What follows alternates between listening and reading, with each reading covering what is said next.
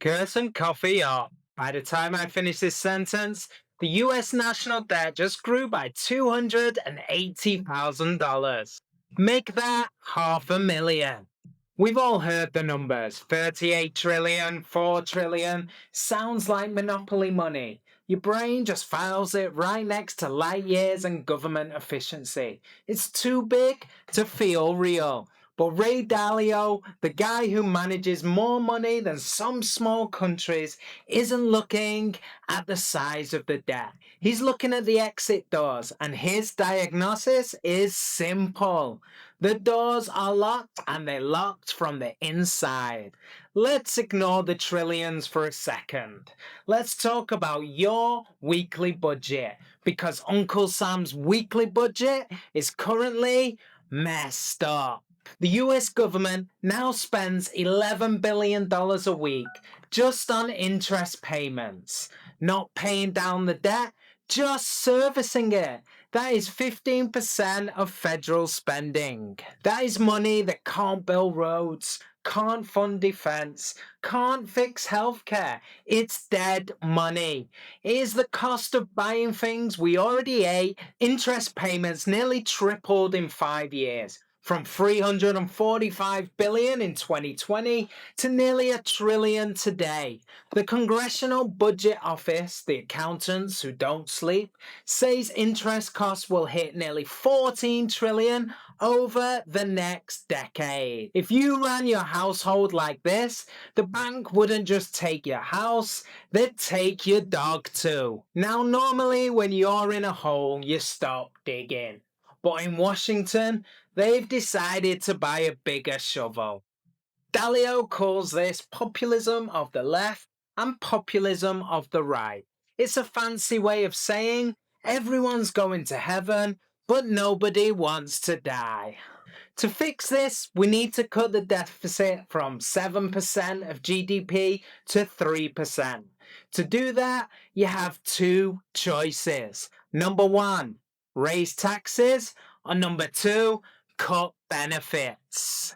The left won't touch benefits and the right won't touch taxes. So what do? They shake hands and pass legislation that adds another 3.4 trillion to the deficit. Democracy optimizes for the next election, not the next generation.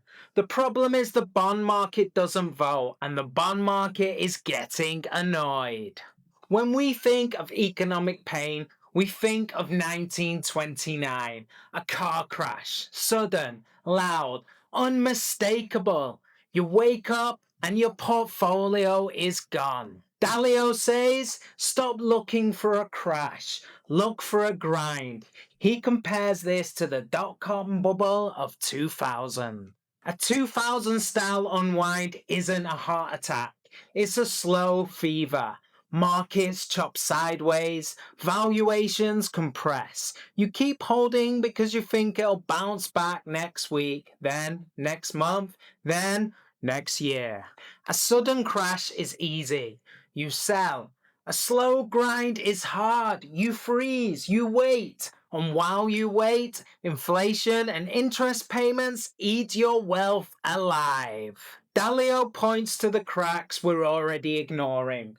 Private equity, venture capital, refinancing walls. The cracks are there, but they aren't on the front page yet. They're buried in the footnotes of PDFs that nobody reads. Except us. We read them, you're welcome. So, do you sell everything and move to a bunker? Dalio says no. He says don't get out because of the bubble. Look for the pricking. The pricking isn't a headline, it's a mechanism, it's a plumbing failure.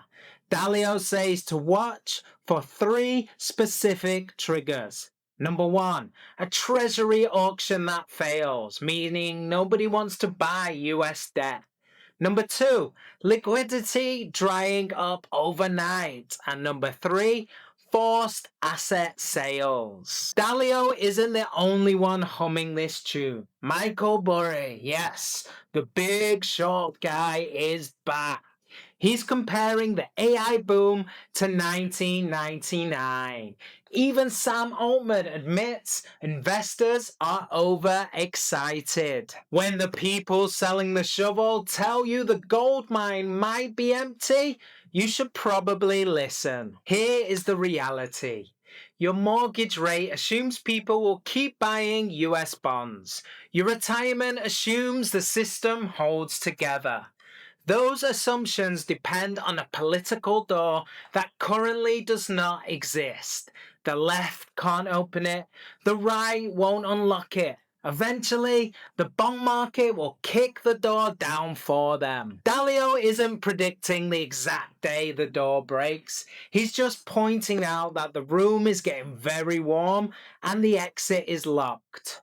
Watch the mechanics, ignore the noise. If you want to track the cracks in the system without doom scrolling for 6 hours, join us at Curse and Coffee. One bold take, one counter, and the receipts that matters for only 6-ish minutes of your day. Our newsletter link is in the description. Go and subscribe before the debt clock adds another trillion.